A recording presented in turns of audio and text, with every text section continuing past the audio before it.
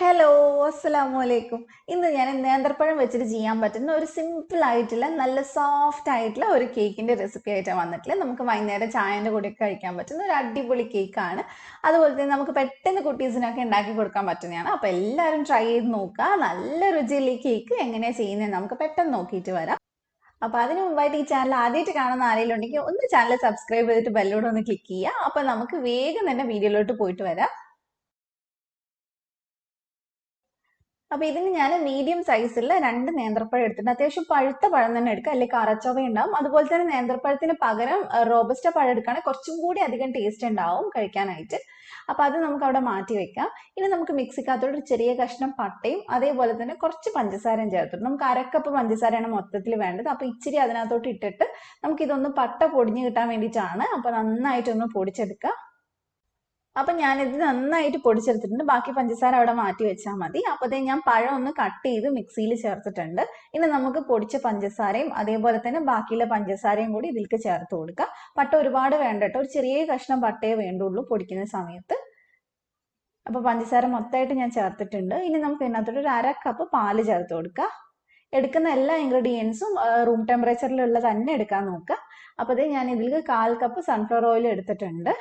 പിന്നെ 1 teaspoon vanilla essence ചേർത്തിട്ടുണ്ട്. അത് നന്നായിട്ട് അടിച്ചിട്ട് ഞാനിപ്പോൾ ഒരു ബൗളിൽ ചേർത്തിട്ടുണ്ട്. അതിന് ചെറിയ കട്ടയൊക്കെ ഉണ്ടായിരുന്നു, എന്നാലും നന്നായിട്ട് മാക്സിമം അടിച്ചെടുക്കാൻ നോക്കുക. അപ്പോഴാണ് കൂടുതലും കഴിക്കുമ്പോൾ ഒരു ടേസ്റ്റ് ഉണ്ടാവുക. അപ്പൊ ഇനി നമുക്ക് ഇതിലേക്ക് പൊടികൾ ചേർത്ത് കൊടുക്കുക. അപ്പൊ ഇതിന് ഒരു അരിപ്പ വെച്ച് കൊടുത്തിട്ട് അതിനകത്തോട്ട് 1 കപ്പ് മൈദ ചേർത്ത് കൊടുക്കുക. പിന്നെ നമുക്ക് 1 ടീസ്പൂൺ ബേക്കിംഗ് പൗഡർ, അതേപോലെ തന്നെ ഒരു 1/2 ടീസ്പൂൺ ബേക്കിംഗ് സോഡ, അപ്പക്കാർ 1/2 ടീസ്പൂൺ മതി. അതുകൂടെ ചേർത്തിട്ട് നന്നായിട്ട് അരിച്ചിട്ട് നമുക്ക് ഇതിനകത്തോട്ട് ചേർത്ത് കൊടുക്കാം. ഇനി നമുക്ക് ഇതൊന്ന് നന്നായിട്ടൊന്ന് ഫോൾഡ് ചെയ്തെടുക്കാം. ഒരുപാടിട്ട് കുത്തി ഇളക്കരുത്, ഇതേപോലെ ഒന്ന് ഫോൾഡ് ചെയ്തെടുത്താൽ മതി. പൊടിയൊക്കെ നന്നായിട്ടൊന്ന് മിക്സ് ആവണം, കട്ടയൊന്നും ഉണ്ടാവരുത്. അപ്പൊ നന്നായിട്ട് ഇതേ മിക്സ് ചെയ്തെടുത്തിട്ടുണ്ട്. അപ്പൊ ഇനി നമുക്ക് ഇതിനകത്തോട്ട് കുറച്ച് ചോക്ലേറ്റ് ചിപ്സ് ചേർത്ത് കൊടുക്കാം. അപ്പൊ ഇടയ്ക്കിടയ്ക്ക് അതിങ്ങനെ ചോക്ലേറ്റ് ഇങ്ങനെ കടിക്കുമ്പോൾ ഒരു പ്രത്യേക ടേസ്റ്റ് ആണ്. അപ്പോൾ ചോക്ലേറ്റ് ചിപ്സ് ഇല്ലെങ്കിൽ ഗ്രേറ്റ് ചെയ്ത ഡാർക്ക് ചോക്ലേറ്റ് ചേർത്താലും മതി. ഇപ്പൊ അത് രണ്ടും ഇല്ലെങ്കിലും കുഴപ്പമൊന്നുമില്ല, നമുക്ക് കേക്ക് ഉണ്ടാക്കി എടുക്കാൻ പറ്റും. അപ്പൊ ഇങ്ങനെ എന്തെങ്കിലും ചേർക്കുമ്പോൾ കുറച്ചും കൂടി ടേസ്റ്റ് കൂടുന്ന മാത്രമേ ഉള്ളൂ. അപ്പൊ നന്നായി മിക്സ് ചെയ്തെടുത്തതിന് ശേഷം ഞാൻ ഇതുപോലെ ഒരു സോസ് പാനിലാണ് ചെയ്യുന്നത്. അതിലൊരു ബട്ടർ പേപ്പർ വെച്ചിട്ടുണ്ട്, മൊത്തമായിട്ട് ഓയിലൊക്കെ ഒന്ന് ബ്രഷ് ചെയ്തിട്ടുണ്ട്. അപ്പൊ അതിനകത്തോട്ട് നമുക്കിത് ഒഴിച്ചു കൊടുക്കാം. നിങ്ങൾക്ക് വേണമെങ്കിൽ ഞാൻ സാധാരണ കാണിക്കുന്ന പോലെ തന്നെ കേക്ക് ടീനിൽ ഒഴിച്ചിട്ട് ഇഡ്ലി ചെമ്പിൽ വെച്ചിട്ട് ബേക്ക് ചെയ്തെടുക്കാം. ഇനി നമുക്ക് സോസ് പാൻ നന്നായിട്ടൊന്ന് ടാപ്പ് ചെയ്ത് ലെവലാക്കി എടുക്കണം, അല്ലെങ്കിൽ എയർ ബബിൾസ് കയറും. അപ്പൊ അതിനുശേഷം നമുക്കിത് വേവിച്ചെടുക്കാം. അപ്പൊ അത് ബേക്ക് ചെയ്യാനായിട്ട് ആദ്യം തന്നെ ഒരു തവ എന്തെങ്കിലും വെക്കുക, എന്നിട്ട് ഒരു 5-8 മിനിറ്റ് അതൊന്ന് ചൂടാക്കി എടുക്കുക. അതിന് ശേഷം വേണം നമ്മൾ അതിന്റെ മേലിൽ സോസ് പാൻ വെച്ച് കൊടുക്കാനായിട്ട്. എന്നിട്ട് നമുക്ക് ഇതൊന്ന് അടച്ചു കൊടുക്കാം. ഇനി ഏറ്റവും ലോ ഫ്ലെയിമിലേക്ക് ഒന്ന് മാറ്റുക.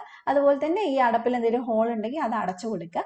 എന്നിട്ട് നമുക്കൊരു 35-45 മിനിറ്റ്സ് അതിൻ്റെ ഉള്ളിൽ ഇത് വെന്ത് കിട്ടും. പിന്നെ നിങ്ങൾ എടുക്കുന്ന സോസ് പാനിന്റെ പൊക്കത്തിനൊക്കെ അനുസരിച്ച് വ്യത്യാസം വരാം. അപ്പൊ എനിക്ക് ഏകദേശം ഒരു 40 മിനിറ്റ്സ് എടുത്തിട്ടുണ്ട്. അപ്പൊ നന്നായിട്ട് കുക്ക് ആയിട്ടുണ്ട്. നമുക്ക് ഇതുപോലെ ടൂത്ത് പിക്ക് വെച്ച് കുത്തി നോക്കിയാൽ മതി. ഇപ്പൊ നന്നായിട്ട് വെന്തിട്ടുണ്ട്. ചോക്ലേറ്റിന്റെ കളറാണ് ടൂത്ത് പിക്കിൽ കാണുന്നത്, കുഴപ്പമൊന്നുമില്ല. ഇനി നന്നായിട്ട് ഇത് ചൂടാറാൻ വേണ്ടി നമുക്ക് മാറ്റി വെക്കാം. അതിനുശേഷം നമുക്ക് പാനിൽ നിന്ന് ഇത് ഇളക്കിയെടുക്കാം. അപ്പൊ നല്ലപോലെ ചൂടൊക്കെ ആറിയിട്ടുണ്ട്, സൈഡൊക്കെ വിട്ട് വന്നത് നമുക്ക് സിമ്പിൾ ആയിട്ട് എടുക്കാൻ പറ്റുന്നതാണ്. അപ്പൊ നമുക്കിത് എടുത്ത് മാറ്റാം. അടിയൊന്നും കരുതിയിട്ടൊന്നും ഇല്ല, ഇടയ്ക്കിടയ്ക്ക് ഇങ്ങനെ ചോക്ലേറ്റിന്റെ ആ ഒരു ചിപ്സ് ഒക്കെ നമുക്ക് കാണാൻ പറ്റും. അപ്പൊ ഇത്രയേ ഉള്ളൂ. ഇനി നമുക്ക് ഇത് കട്ട് ചെയ്ത് കഴിക്കാവുന്നതാണ്. അപ്പൊ ഇത് എനിക്ക് കഴിച്ചു നോക്കിയപ്പോൾ തോന്നിയത്, പിറ്റേന്ന് കഴിക്കുമ്പോൾ കുറച്ചും കൂടി ടേസ്റ്റ് ഉള്ള പോലെ തോന്നി. നമ്മുടെ പ്ലം കേക്ക് ഒക്കെ കഴിക്കുന്ന ആ ഒരു ഫീലാണ് കിട്ടിയത്. പിറ്റേന്ന് കഴിക്കുമ്പോൾ പ്ലം കേക്ക് ഒക്കെ നല്ല ടേസ്റ്റ് ഉണ്ടാവുന്നത്, അതേപോലെ പിറ്റേന്ന് കഴിച്ചപ്പോൾ കുറച്ചും കൂടി അധികം ടേസ്റ്റ് ഉണ്ടായിരുന്നു. അപ്പൊ വേണേലും കഴിക്കാൻ കുഴപ്പമൊന്നുമില്ല. അപ്പൊ നമുക്ക് ഇതൊന്ന് കട്ട് ചെയ്ത് നോക്കാം.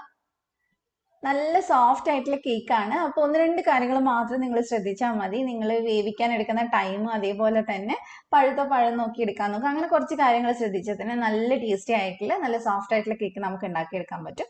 അപ്പോൾ നിങ്ങളുടെ കയ്യിൽ കേക്ക് ടിൻ ഉണ്ടെങ്കിൽ ഞാൻ എപ്പോഴും പറയുന്ന പോലെ തന്നെ ഇഡ്ലി ചെമ്പിൽ ഇറക്കി വെച്ചിട്ട് കേക്ക് ടിന്നിൽ ബേക്ക് ചെയ്താൽ കുറച്ചും കൂടി പെർഫെക്റ്റ് ആയിട്ട് കിട്ടും കേട്ടോ. കാണാൻ ആ ഓവനിൽ ചെയ്ത ആ ഒരു ഭംഗിയും ഉണ്ടാവും.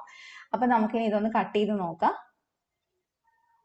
അപ്പൊ എല്ലാവരും ഒന്ന് ട്രൈ ചെയ്ത് നോക്കാം. നിങ്ങൾക്ക് ഈ റെസിപ്പി ഇഷ്ടമായിട്ടുണ്ടാകുമെന്ന് വിചാരിക്കുന്നു. ഇഷ്ടമായിട്ടുണ്ടെങ്കിൽ സബ്സ്ക്രൈബ് ചെയ്യുക, ലൈക്ക് ചെയ്യുക, ഷെയർ ചെയ്യുക. അപ്പൊ മറ്റൊരു കിടക്കും വീഡിയോ ആയിട്ട് നമുക്ക് വീണ്ടും കാണാം ഇൻഷാ അല്ലാഹ്. Thank you for watching.